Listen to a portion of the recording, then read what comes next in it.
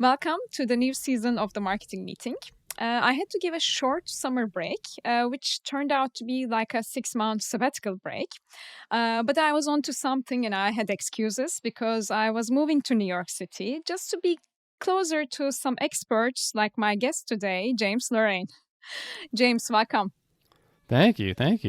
New York, you're close, but you're still a few states away and a lake. I mean, if we are close in the same time zone, I feel that All we right. are really close. Okay, that counts. That I'll give you counts that. too, I guess. Yeah. I would like to start by, if you let me, I would like to start by reading a small part from your LinkedIn bio. Is that okay? Oh, that's terrifying. All right, I guess so. Okay, so here's James in his own words. My dad always told me that the key to success was to surround myself with brilliant people, and I think he was onto something. I've done everything from medical device engineering to growing my B2B tech copywriting business from 0 to 6 figures in less than a year, to leading the growth engine for an up-and-coming SaaS startup fighting against the status quo of crappy push notifications. And who knows what's around the next turn. Follow me for daily fun facts on random, occasionally gross topics. So, I'm in the last sentence, which is the daily fun facts random and occasionally gross topics. I mean, if the listener is following you on LinkedIn, they would relate to what I'm telling here, right? Yeah, then they'd probably know. So then I would like to start with the fact that why and how did you decide to switch from medical device engineering to a copywriter? I went to college for engineering, and the reason why is, as an 18-year-old, 17-year-old, you have no idea what you want to do for the rest of your life. So my mom said, "You're good at math and science, go be an engineer." So I said, "Sounds good." So that kind of led me down that path. I started as industrial, switched to mechanical, and then electrical because I wanted something hard. If I'm paying so much for college, I may as well learn something that I know nothing about, right? So I did that. I became an engineer, magna cum laude, all that fun stuff. And the medical device part was just, what jobs are available, those are the jobs you take, right? So I worked at Stryker, who manufactures medical tools. And I did that for 10 years, and I really didn't love it. I don't function well. It turns out I can do engineering. I did, I did the higher levels of math and all the calculus 4 I really liked. I was good at physics. I enjoyed it, but I didn't actually like sitting in a cubicle all day and doing engineering work. But I thought I was kind of forced to.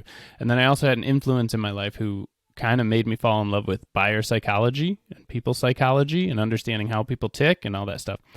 So jumping from engineering to, I'll say, a softer skill like marketing or something isn't very clear cut. So I actually was saved, I would say, by a salesperson who said, "Do you like your job?" And I said, "I do." And she said, "No, you don't. I think you would be better at sales." So she talked me into switching into electronic sales. So I did. And then I think some of that experience of one-on-one sending emails to buyers, seeing what works, what doesn't, understanding buyer psychology and things like that kind of made me understand that I really like the marketing aspect almost more than the sales. Because I feel like it's a lot more psychology and a lot less relationship-based. And when I say relationship-based, I mean like not schmoozing people. So that kind of led me down the path of marketing. And then I will say, of all things, COVID probably gave life to my copywriting business because I was traveling for sales, and all of a sudden COVID, no travel. So what do you do with the extra 2 to 6 hours you have per day that you would be driving? And that allowed me to spin up my copywriting business. So that's kind of, I always tell people, it's this tangled path in this road. And I've always hated the interview question of like, where do you see yourself in 5 years? Because it's total bullcrap. Like nobody has any idea. And to pretend like you have an idea is silly, right? So I've learned to just enjoy the kind of bumps and twists and turns along the way, because honestly, the path and the 10 years of work I didn't enjoy led me to where I am now, which I do. So it's kind of how that all started and spun up. But I mean, like following you on LinkedIn, I felt like you're like a copywriter for 10 years or more. So because you have a niche. So I wonder, how did you find that niche? Because it's a very 2 years is a very short span of time, and then you sound like and you act like a real expert on this area, which you are. Could you tell me about your niche specifically? Yeah. So I think so. The difference between a copywriter that earns very little and a copywriter that can earn very much. One cheat code to get you into the higher revenue threshold is to specialize. So the question is, how do you pick that niche? How do you specialize? Some people do it by what they love. So I'm talking to a lady on LinkedIn. She loves pets. She's obsessed with pets. So being a copywriter for pet brands makes sense. She totally loves pets. She will spend her free time researching and not feel like it's research. Like, that's great if you really enjoy it. The other thing, though, is what do you have that's so unique about you that other people can't really copy it easily? So for me, that was the technical stuff.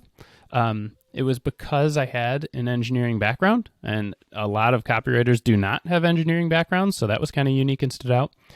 The other thing is, it's funny because you say, 2 years is a short time. 2 years is a short time. But I had over a decade of experience trying to explain what I did at work, which was electrical engineering, to my non-technical wife and her family. So, we'd go around the dinner table and everyone would talk about their day and everyone was interested in whatever everyone else was talking about. And they'd ask me how my day goes. And I would say, I found out that like a motor controller circuit trip current wasn't tripping because of the capacitance in my probe. And everyone would be like, what are you talking about? So it took me a long time to try to figure out how to explain things that are otherwise complex, or you'd have to go to school for a while, into things that they would understand. So it takes self-reflection, but I kind of found that this was my niche. Like, a lot of people that I worked with said, just get used to not talking to your wife or to your family or to whoever about what you do for work, because nobody understands it. It's too technical. I'm like, I hate that.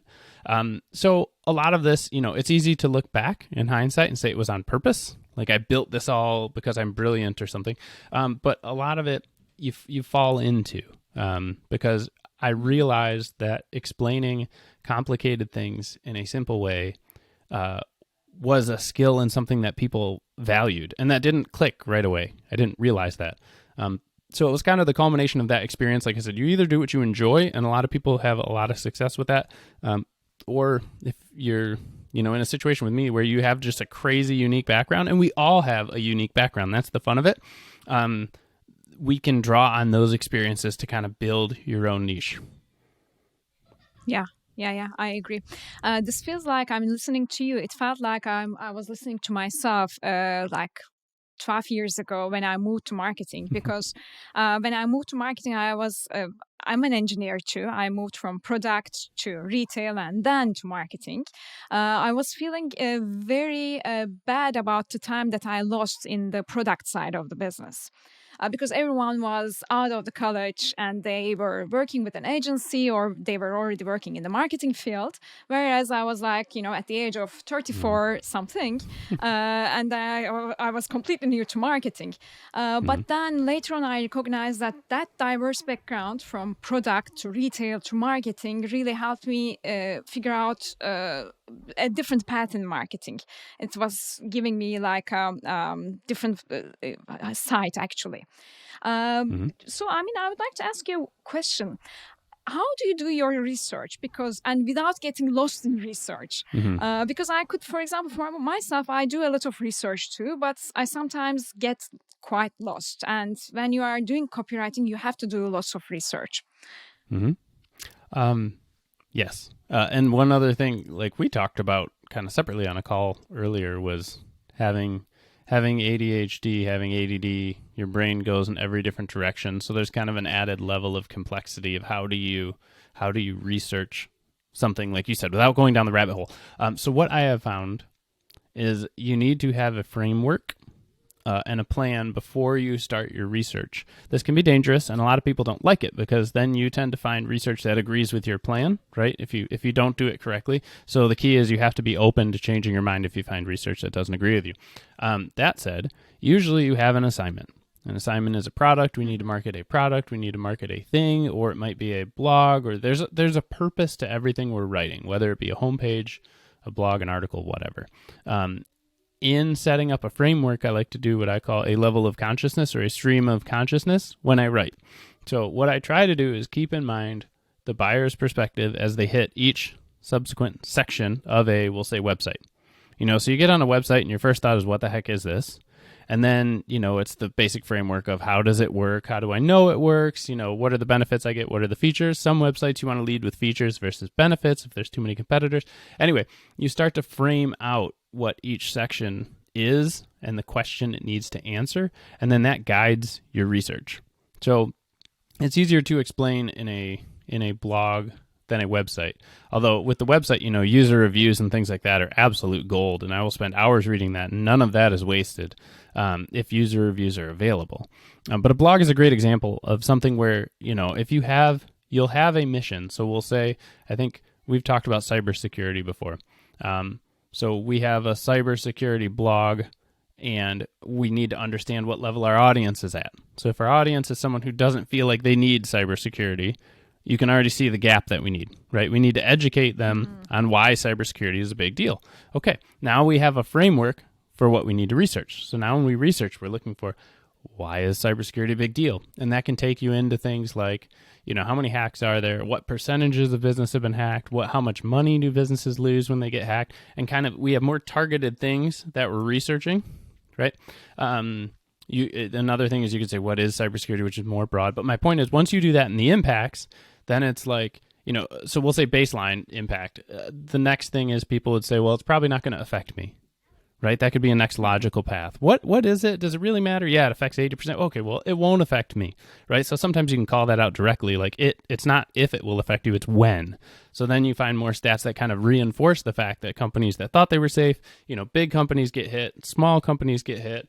It helps you put a framework around what that research is before you bring in your product as a hero and things like that, and use user research to help emphasize the benefits of your product and stuff, and help quell people's fears by understanding what they're concerned about.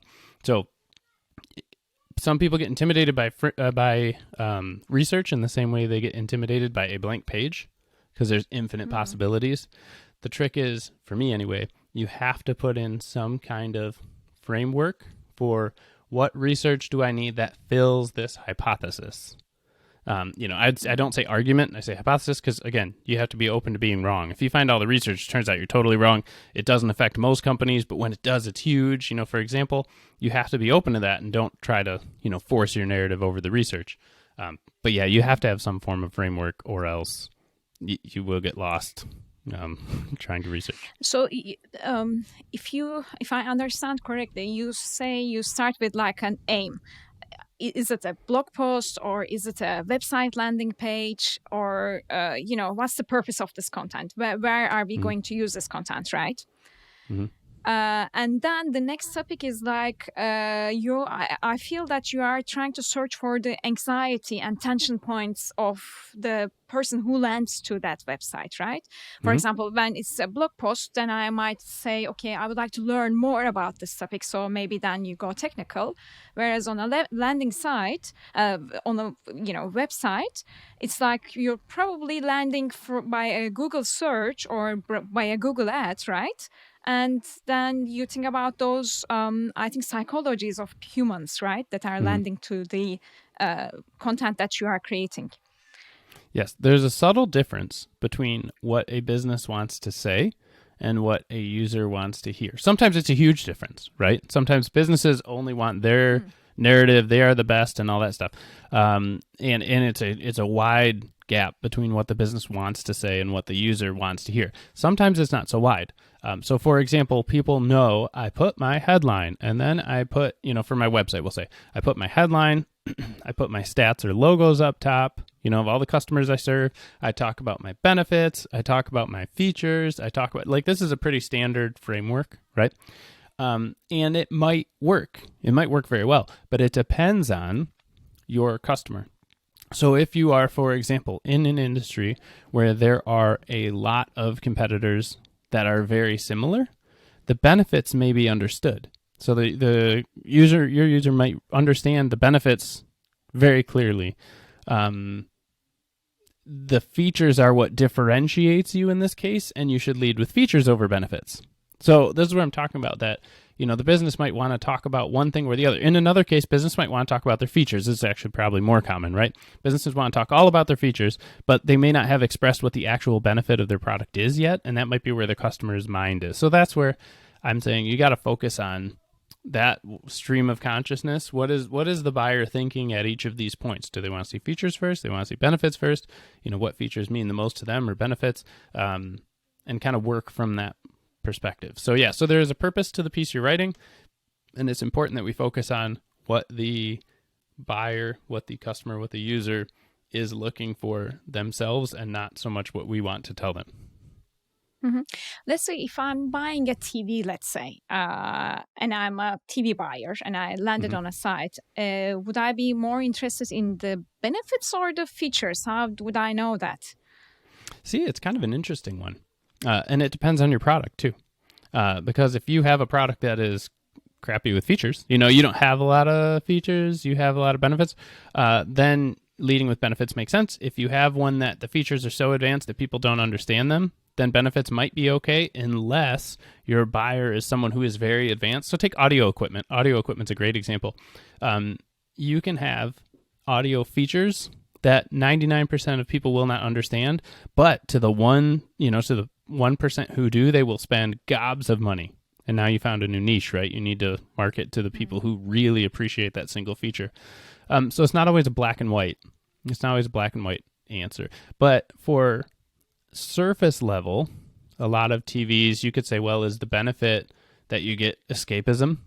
You don't have to worry about your life for a while.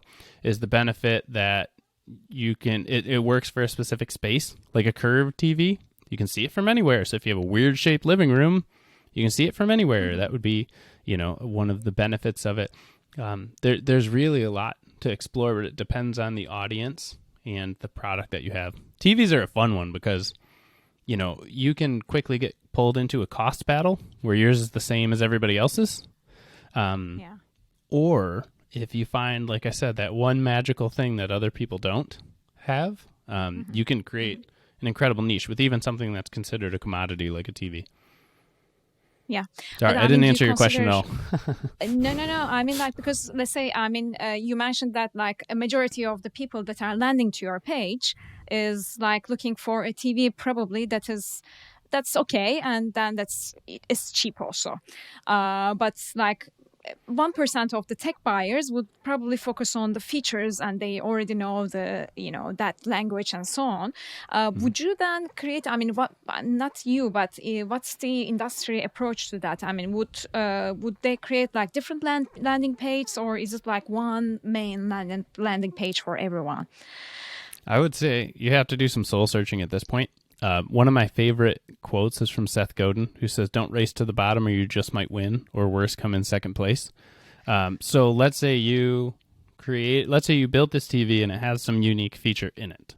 And you create a generic benefits page. You're now competing on price. Because, you know what I mean? As opposed to reaching out to those specific people who want that specific feature and understanding it. If you did create a different landing page for that, there's no saying that those people for sure would get to that page. So if you had a price difference between the two pages, right? One of them you're competing on price, the other one you have an amazing feature. Now you've created this weird dichotomy where somebody might get on your page and find hey, wait a minute. I thought this was $2,000 and it's only $400, right? So you can get into some slippery slopes. I think at that point, you need to decide if you're going to be a Bose, if you're going to be a Klipsch, if you're going to be high end, or if you're going to be, a Sony, and generally thought of as a less high end brand. So the TV one is really interesting because there's a lot more to it. And as a copywriter, these are the questions that I would be asking. What are, what are we trying to do here? And you have to understand as a copywriter, what are the features so you can go into the benefits of, that feature versus a TV that doesn't have that feature, and then understanding if there's a market for it and things like that. So it's actually a really good example because it's typically a commodity space, but I don't actually own a TV, but I would, I'm sure there are some out there. No, that's why I get stuff done. Like the Samsung had the QLED. So they had the Oh, yeah. LED that emphasizes the green, and I think our eyes have like twice the green receptors of any other color, and so the greens really pop and you really notice it. That is a cool feature that can help you differentiate, and then on a price difference, right? So how do you find, most people don't care, they want a TV. Some people, Yeah. that picture quality really matters. So how do you talk about that? Gamers are another example of a really niche market. The most important thing for games, and again, I'm not a computer gamer, but I hear the most important thing for computer gamers is black, which sounds really weird.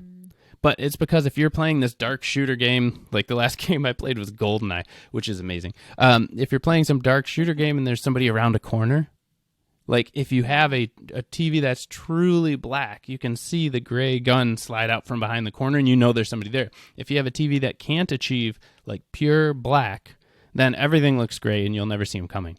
So it's what is that niche? You know, the bright green group doesn't care about the pure black group. You know, you watching a movie, do you really care about pure black? I mean, contrast, it looks nice. But you might care more about the green.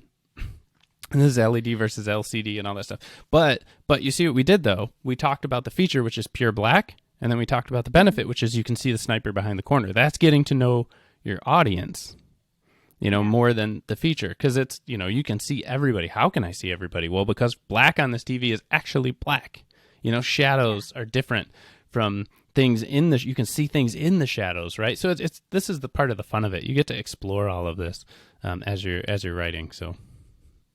I think in that case, it's really important that you are also in contact with the brand that you are working a lot, because I mean, those people can be, you know, can shorten the, because we came here by talking about research and how to get lost in the research, how not to get lost in the research. I think in that sense, you know, working really close with the brand might help, but it might also not help because the brand people might be biased about in their own world, which you might not bring up the objective look. So I mean, after you do the research, then that, like, I'm going to jump into the type of content that converts, because nowadays everyone is talking about templates, especially on LinkedIn. You see that. I mean, you have to have a template, and if once you have the template and you hook the person, and then you're the king. What do you think about that? I think it really depends on what you're trying to accomplish for what template you have or use. So one thing that's interesting, Unbounce did a study that found out that, I think it was like they increased their conversion rate by 90% or 190%, something big, something really big, by changing start your free trial to start my free trial. And I think it was actually like start your 30-day trial, start my 30-day trial. And the small change of the call to action, massive boost. All right. And then From what happens? From your to my. Yep. Just changing it from second person to first person. But then what happened? Everybody and their mother who found that changed your to my, and now the playing field is level. Or take HubSpot. Like, people use HubSpot cold email templates, and now it's to the point where you're like, that's a HubSpot cold email template. Like, because you can start to tell, you can start to see through the templates. So I feel like templates are valuable for bringing really crappy up to mediocre. And not sounding rude, but like a lot of people are in that really crappy space. So they can serve you a good purpose or be a good building block to get you to kind of where most other people are. Templates do not take you to the exceptional. And again, for some people, that's fine. They're fine not being exceptional. Some people are, you know, want that extra layer, and for that extra layer, you can't use a template to get you there. Maybe, at least not always, right? Yeah, I don't know that there are any good examples of like a template. I'd be interested if somebody has one, but of following a template that has just taken you to like amazing heights that nobody else has reached. Like, if you think of every great advertising campaign or every great message or cold, I remember somebody reached out on LinkedIn and they're like, "Hey, I bet you have a lot of back pain. Do you have a lot of back pain? Because you like probably sit behind a computer all day." I'm like, oh my gosh, like maybe that was a template, But I haven't seen anything like that. I'm like, I do. And he's like, can I give you some tips? I'm like, sure. And now he's actually an illustrator, and the guy just did illustration for my latest ebook. But it was like, how random of a reach out. But where is my HubSpot template saying, ask people about back pain because they probably have it? You know, I'm like, well. Anyway, so I have not found yet where, again, anyone has taken a HubSpot template and made it into something that's like earth-shattering. Because usually once the template gets released, then so many people use it, and it becomes rote. You can see patterns, in Canva when people are using Canva, because you're like, oh, yeah, I've seen that clip art there too. You can see when people use the basic website builders and the basic, it gets you to workable, which, again, for some people is fine, but it doesn't take you beyond workable. I think for LinkedIn it kind of works because like most of the people out there they're just new people writing something, and then as you said, it's taking them from the crappy level to, let's say, not crappy but introduction level to the intermediate level, let's say, by adopting a template in that case. Yeah, but still, it's funny because I think the ones that, if you take a new person and they post something, so we'll say, Copy Hackers wrote something about your copy should say you. Like, you shouldn't say me, you should say you. You should say you as much as possible. Don't talk about yourself, talk about your customer, right? Everything should be you. So people post something like that. I'm going to post a helpful copywriting tip. And I think they see marginal success and typically, 1 or 2 likes or something. And then if they post something incredibly vulnerable about themselves, hi, I'm totally new here. I have no idea what I'm doing. I spent 10 years in engineering and absolutely hated life, and I kind of found this, and I'm hoping to find a home here and some new relationships, and I've heard LinkedIn's awesome. That person would probably get like an insane amount of engagement by comparison, not using, a generic, everyone says just share tips about copywriting if you're a copywriter, for example. So it really does depend. Yes. And like I said, using, for example, I'm thinking we used to, when we lived in the city, we got water, like the big jugs of water because the city water's nasty. Does that company need to have like an exceptional earth-shattering website? Not really, because they're the only like water distributor in town. And when you need water, they just need to be findable. And you're going to search water I was in Kalamazoo. So you're going to search water in Kalamazoo, and you're going to find the water company in Kalamazoo. Ta-da! You don't need anything earth-shattering. But with a lot of the companies we work with, they do need something a little bit different to stand out. Now there are 2 water guys in Kalamazoo. Oh, no. How are you going to be better than that guy? And arguably it's not with website content, but it's some other usability feature or something. But that's where we sit. So, yes, there are some people where a template works absolutely fine, and that's great, and it'll get you to mediocre. You own a lawn care company. I don't care about your website, care about how my lawn looks. But for others that, who don't want to settle or can't settle with mediocre, then you have to go beyond a template. Yeah. So you've done the research. You don't use too much of templates. You try not to use them because you have like your unique way. And then you mentioned something about ADHD. As a copywriter, how do you have ADHD and how do you deal with all the research and all the focused writing? How do you manage that? Yeah, so I actually have hyperfocus, which is really fun. And we talked about this a little bit. I've actually written about this, that it's taken me 36 years, but I figured out how my brain works. So I have the ability to focus to a fault, which is cool. I joke that I bleed Adderall. I don't take it. But what I mean by that is if I'm engaged in something and I'm writing something and I'm focused on it, then my house could literally be on fire and it would take someone to physically pry me away from the computer for me to stop.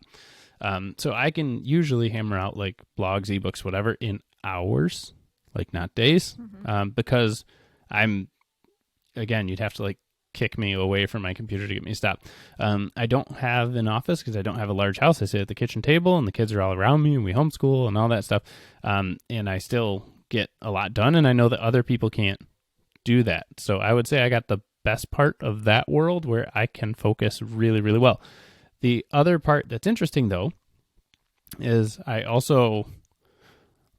joke that I can see like every angle on a subject at once, which is kind of nice. So this helps with hook writing, is you have a topic and you're like, how do I write a hook for this topic? And you kind of need to let your mind go to think about 800 different ways to approach something to go, yeah, that one's funny. Or like this will get somebody's attention, or, one of those things. And I'm able to let my mind free to find that approach, which is cool.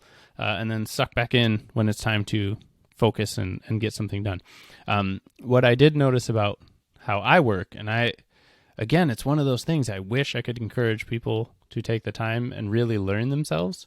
But to say that I did it on purpose again would be a lie, because it's something I fell into kind of by accident, is I found out that I start the day, and I'm generally more of a pleasant person. If somebody interrupts me or they want breakfast or something, then yeah, I'll make breakfast and we'll hang out, whatever, we can talk.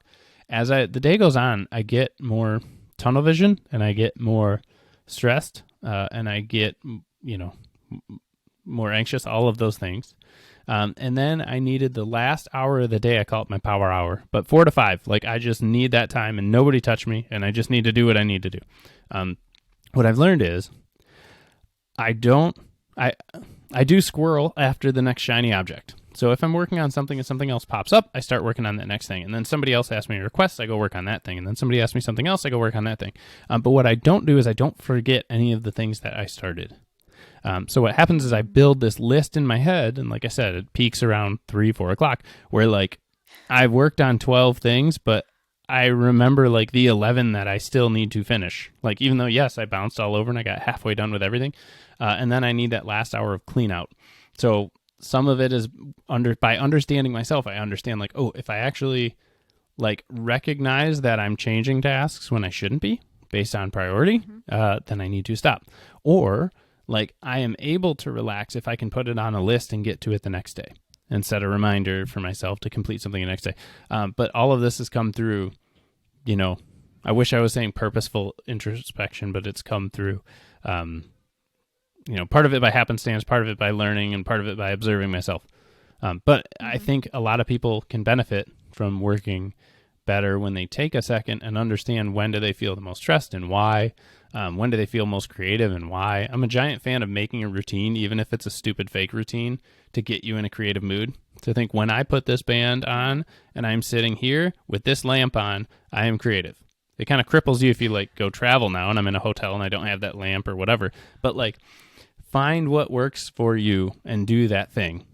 Taking time to do that is really hard. And again, I'm not preaching, because I did not do that well myself and fell into it by accident, which is awesome, but not repeatable, right? So Yeah. that's how I work. I mean, I once read somewhere that those type of, small, as you mentioned, just like an athlete who is getting ready for the race, if you have those small reminders of that to your brain that you need to focus now, it really helps. Either it can be like a scent that you burn, or for me it's the headphones when I put them on and there's like a very specific playlist, which is like a song, a list of like 5 different songs that are turning back and back.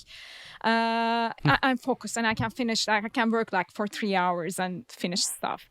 So it's quite interesting to hear it from a person who has ADHD and who has also 5 kids in the house. Yeah, we juggle. Congratulations on that. Before we finish, I have one last question, because we are approaching to the end of the year. Before we are exhausted with 2023 predictions, because probably we're going to read like 1 million of them in the next month. I would like to ask you not the predictions, but the things that doesn't work in copywriting and you think that it's going to evolve in the new year or should evolve. Oh, that's a good 2-pronged question. Was it a good question? Yeah, no. Because I mean, I'm sure there are things that are not working or that are stuck in copywriting, or let's say AI is coming and everyone is talking about AI writing the copywriting, and there's this dilemma. I don't know. You pick. Yeah. No. Well, all right. So first you mentioned a misconception. I think one misconception that I see everywhere all the time that drives me nuts is short copy works better. Like fewer words, better. Shortest, better. But it's everywhere and everybody preaches it. And every time I see it, I try to squish it. It first occurred to me when I was reading like scientific advertising and Ogilvy on advertising and some of the old classics. And they said, would you ever have a salesperson in a room with someone and restrict how much they can say? That wouldn't make any sense, right? So it is they said long copy outperforms short copy every time, and they were direct mail people and all that stuff, right? I send this out, I get a direct response to what I sent out, which is like attribution that we can't really even get today. The example I always use is Nike with just do it. They didn't say do it. They didn't say do. They said just, because your personality shines through with the extra words. I saw a bag of chips yesterday that said like "you need this" on the bag, but it was really funny. It was like junk food, like snacky junk food, and it's funny because either you can be mad and say it's presumptuous, or you can be like, I do need that. But the shortest copy would not to have that at all, right? Would just be to say chips, But we know that, and we know like if you look at menu items, if you look at menu items, you can charge more if it is if you add like pan-seared scallops instead of scallops, right? So it just drives me nuts when I see that. So one thing I've had clients say, this headline's a little long, and I'm like, yeah, but does it work? Well, I feel like it should be shorter. Yeah, but why? Like, is it working or is it not working? So that's one misconception I always have is it's not about short. You can be too long. You have to be just right. But the personality is where you can stuff in. When you have extra words is where you stuff in your personality. So I shouldn't say extra words, but, the words you need to do it. So that would be a misconception. What does the future hold for copywriting? I think similar to the templates. Right now we are seeing the explosion of AI artwork, right? And so people are saying now the creativity is you have to give it a prompt. But sometimes you just want like a specific thing. Like the AI artwork can make you, I want a mushroom with sunglasses on. Great, I have a picture of a mushroom with sunglasses, but it doesn't look kind of like I want it to look. Instead of being grayish, I want it a little more brownish. Instead of this, I want that. And I can't really describe it, but I kind of need something that's a little more, there are these conversations. I think of, we just worked with that illustrator on the ebook, and in some places I'm like, I don't know what I want, but I know I don't want this. You know what I mean? Like there's something that's irking me, like, and I can't put my handle on it. So that is where you could either say, that's good enough, in which case you'd use the AI artwork, right? Well, because it's more of like, oh, this is fun, but I don't have like a vested interest in it being exactly the way I want. Or you could struggle with it for a long time and be like, I'm going to try to figure out how to get you to make this more brownish. And I could type in brown, and then it turns out way too brown. I'm like, less brown, light brown, mildly brown, Or you go work with an illustrator who might even use the AI as part of his tools, but has the experience to know, like, okay, I'm going to put a filter on this or something to get you the right, like, color you're looking for. I think you'll see the same thing with copy. So again, instead of the templates being just templates, now they can be more intelligent templates, and they will help a lot of people get a lot better. It will never create the next Dollar Shave Club. So Dollar Shave Club is, if people have seen that, they made one silly single take commercial and it blew up. Or like the "What Did the Fox Say" song, something like that, where it's like, but that's the point. Everyone knows it, and you're like, oh yeah, because I think to some point AI converges. It's like this works, and then everything focuses on this works until it stops working, and that's like the your versus my CTA we looked at. So there was a competitive product I was looking at called Persado, and it uses AI to write your push notifications. So again, you might start getting push notifications that are better than you would have sent, or they use industry, lessons of, if you say, click back to checkout. So let's say you abandon cart. You buy something and then you leave, and then you get a note saying, hey, don't forget there's something in your cart. Do you say, hey, don't forget there's something in your cart? Or do you say, you forgot something in your cart? Or you say, you left something behind? Or don't forget this thing in your cart? Or do you want to finish? There's a million possibilities. What one works best? So we set up a big experiment, if you're AI, and you test all these responses of what people respond to, and you decide this is the best one. But then what do? You start to apply that across the board to everybody because it works the best, right? So one feedback I saw from a person who used it is, once you use the software, you will notice everyone else who uses it too, because all of the messages all start to sound the same. Because everyone is doing a checkout cart, and they are sending the same scenario email, and they are, selling the same stuff. Yeah, but you'd never get, I'm trying to think of like a ridiculous example, but you'd never get like the truly nuts out of the box, out of the blue response. So, but again, if I'm the water guy in Kalamazoo, I don't care, because all I need is I need something to send somebody to say, hey, it's time to get your water this week. And I don't care if it's time to get your water this week or feeling thirsty or whatever. I just need you to get your water and come in. So for those companies, that will be fine. Where it should scare copywriters is if you're just a mediocre, if there's nothing unique about you, and of course there is, I say that there is something unique about every person, right? But if you haven't discovered it, and if you're not focused on it, and if you're not focused on the right customers who care about that, and again, don't fight customers to try to make them into someone who cares. You have to find people who care. If you're one of those people who's not focused in the right areas, doesn't have a niche, not looking at the right customers, then yeah, you totally should be scared. If not, then you can fast track yourself into being the creative director, right? And manage the tools that are being used under you. Realize, they're probably sending this to everybody. I'm going to change it. And here's how I'm going to change it. Be more strategic in your thinking. So I think it was a push, and why I accepted a position and moved up to a head of growth. I still do copywriting, but why I moved up that position is because I saw the value and, I need to get more strategic.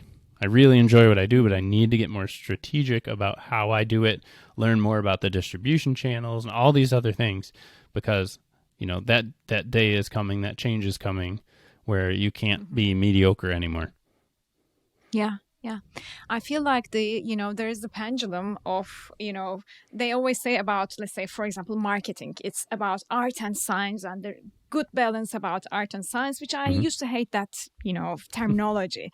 But now I love that terminology, because that balance has been lost to the science part of it, which everyone is trying to do. Things with AI, time management, data management, which, people say data management, but I don't know what they do with that much of data. But the thing is that I think we need to have a little bit more creativity and artistic approach to things. I think that part is kind of missing. What I feel on the last 1 year especially is that everything is feeling so automized, although maybe it's out of the hands of a person, but it looks automized. I feel that I would like to see more of the creative work that's been done, which is, it comes to the point, marketing is also about art. It's not only about science. Thanks a lot for all of these. Would you like anything to add? Oh, I was just going to say, what I think is the most fun between art and science lies experimentation. So we are scared, marketers are scared if they really admit to themselves to take bets, to take risks, to run experiments. And it's like, I feel like if you look at your AI example, you need to run experiments with it. So this isn't for copywriters, but just marketers in general. Like, we need to run and do more experiments, big risks, getting big payouts, because there are so many options. There are so many things competing for people's attention. There's so many other things to distract anybody at this point. Literally in your pocket, you can do whatever you want. Play a game, watch a movie, whatever.